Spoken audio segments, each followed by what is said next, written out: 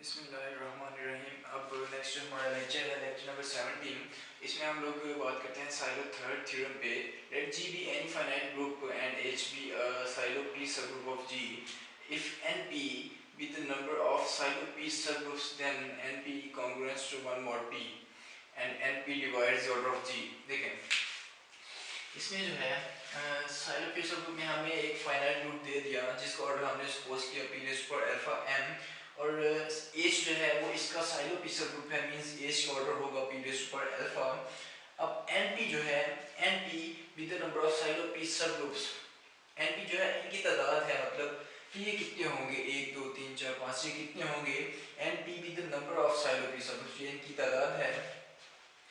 Bye Sylow's second theorem, Sylow's second theorem ये कहता है कि any two Sylow P subgroups are conjugate. देखें साइलो सेकंड थ्योरम कहता है कि कोई से दो जो साइलो पी सबग्रुप्स हैं वो कॉन्जुगेट होंगे, मींस कि अगर हमारे पास तीन साइलो पी सबग्रुप्स हैं तो तीनों आपस में एक दूसरे के कॉन्जुगेट होंगे। फॉर एग्जांपल हमारे पास है H1 H2 H3, ये तीन सबग्रुप्स हैं जो कि साइलो हैं।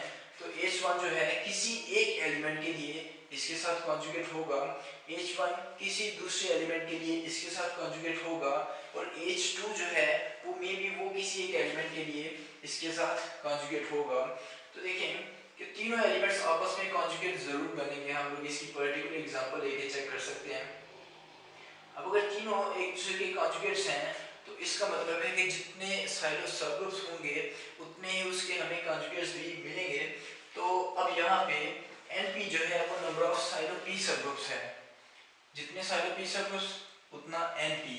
तो np जो है वो यहाँ पे क्या होगा, number of conjugates of h, क्योंकि हमने यहाँ पे बात की है कि जितने साइलो p सबग्रुप्स होंगे उतने ही उसके कॉन्जुगेट्स भी होंगे।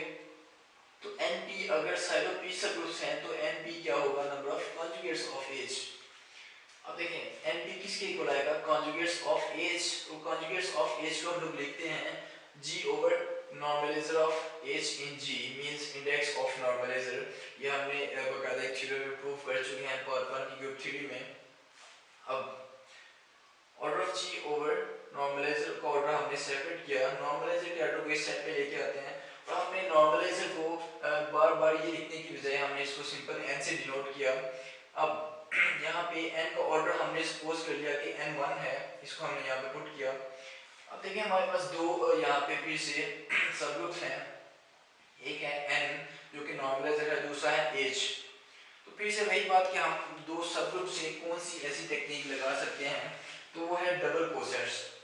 अब हम लोग कंसीडर करते हैं डबल कोसेट्स डिकम्पोजिशन। तो यहाँ पे फिर से ऑर्डर को कंसीडर करते हैं, ऑर्डर ऑफ g होगा summation i from 1 to r,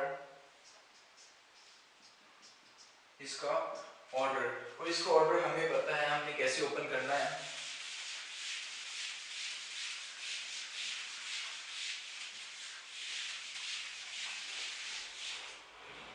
g का ऑर्डर जो है वो है हमारे पास स्टार्ट से p raise to power alpha m, या इसको सिंपल जो है वो हम लोग n, फिलहाल इसको n बोलते हैं।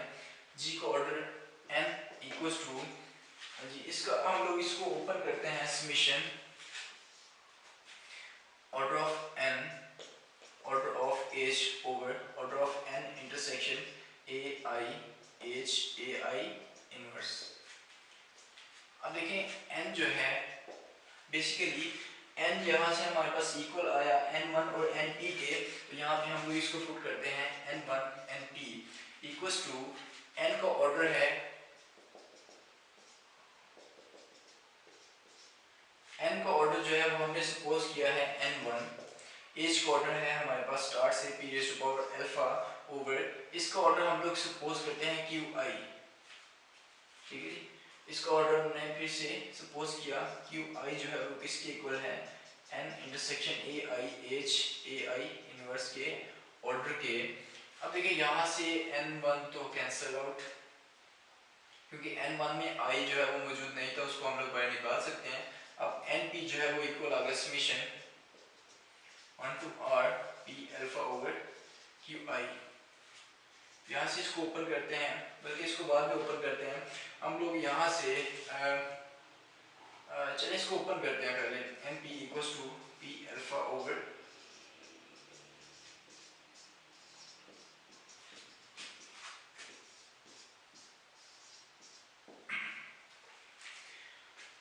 ये जो है बेसिकली डबल कोसेट्स से जनरेट हुए हैं। अब देखें ये जितने भी डबल कोसेट्स हैं इनमें से कम एक जो है कोसेट ऐसा होगा जो बनेगा आइडेंटिटी से।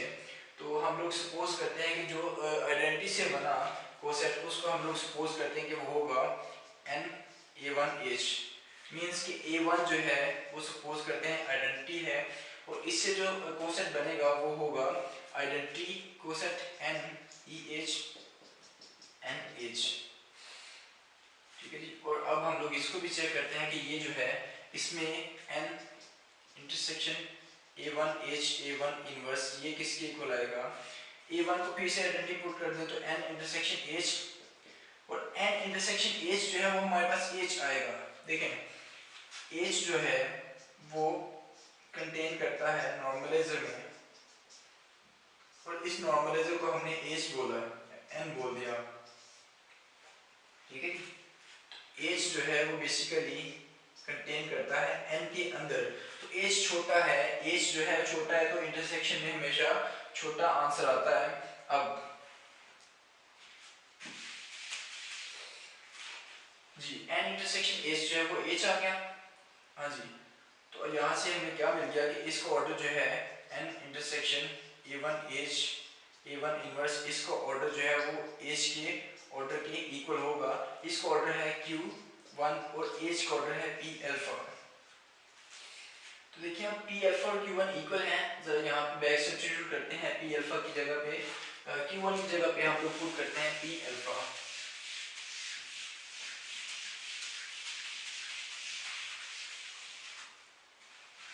तो इस इक्वेशन में हमने NP इक्वल्स टू P1 और ये दोनों इक्वल आ गए यहाँ से। तो पहली स्टेटमेंट हमारे पास पहली term 1 plus P alpha over Q2 plus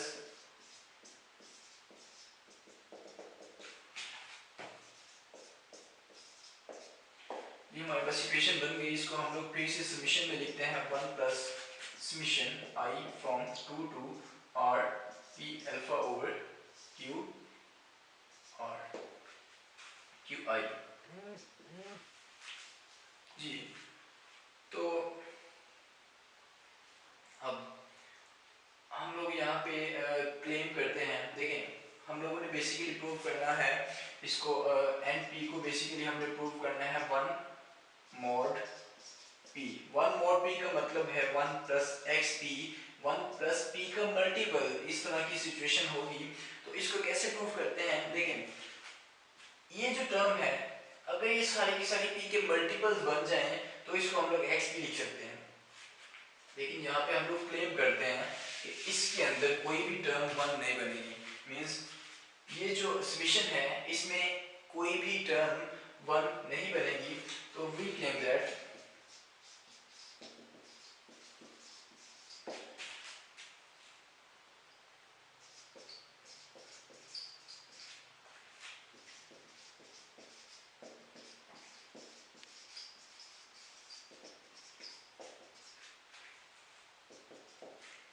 हम लोग सपोज करते हैं कि ये समीशन है इसमें कोई भी टर्म 1 नहीं बनेगी फॉर इफ अगर कोई इसमें टर्म 1 बन गई for if for some j greater than 1 किसी j जो इंडेक्स है j के लिए अगर हमारे पास ये टर्म 1 बन गई for example P alpha over QJ अगर ये हमारे पास 1 आ गया तो यहाँ से P alpha equals to QJ ये होगा। अब P अल्फा है H का ऑर्डर और QJ ऑर्डर है N इंटरसेक्शन AJ इनवर्स का। तो अब देखिए हम लोगों ने यहाँ पे फिर से कोई कंट्रडिक्शन बनानी है।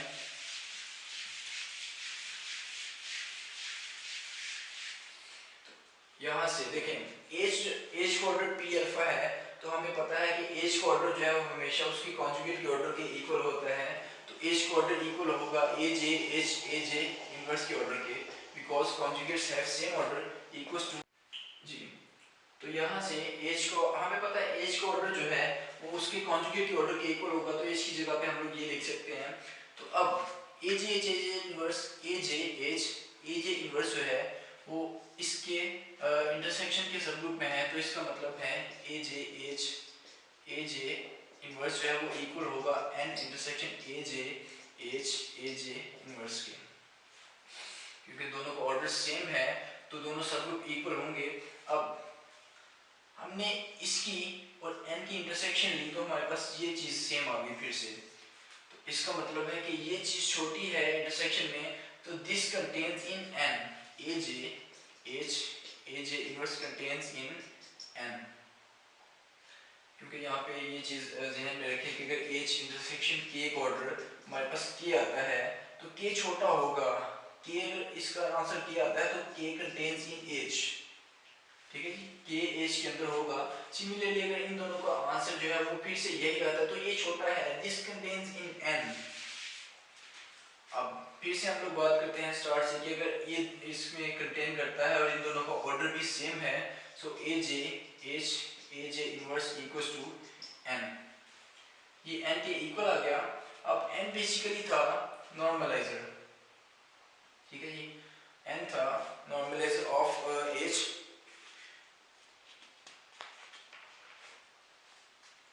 अब देखिए इस स्टेटमेंट को हम लोग ज़हन में रखते हैं और हमने कंट्राडिक्शन को प्रूव करना है।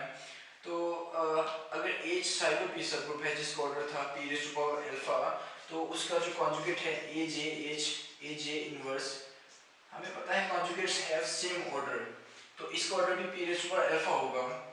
अब इसका ऑर्डर भी p raise to power alpha है, इसका भी p raise to power alpha है, तो इसका मतलब है दोनों ही इसके g के साइडो हैं, लेकिन h जो है हमने यहाँ पे प्रूव किया थोड़ी देर पहले कि h is contain in normaliser of h, h जो है वो अपने नॉर्मलाइजर में कंटेन करता है।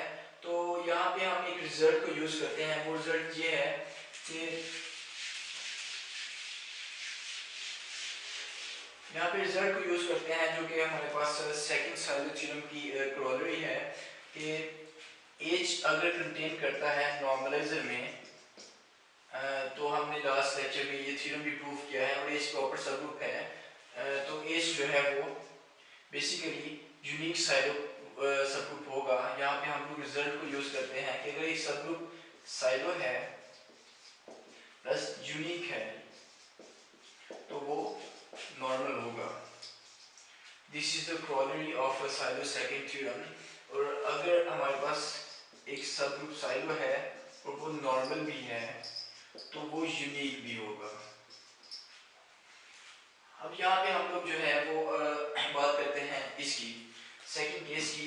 तो देखें H जो है वो स्टार्ट से साइलो है और H नॉर्मलाइजर के अंदर है, तो नॉर्मलाइजर के अंदर हर सबग्रुप जो है वो नॉर्मल होता है, तो H इसके अंदर नॉर्मल भी हो गया।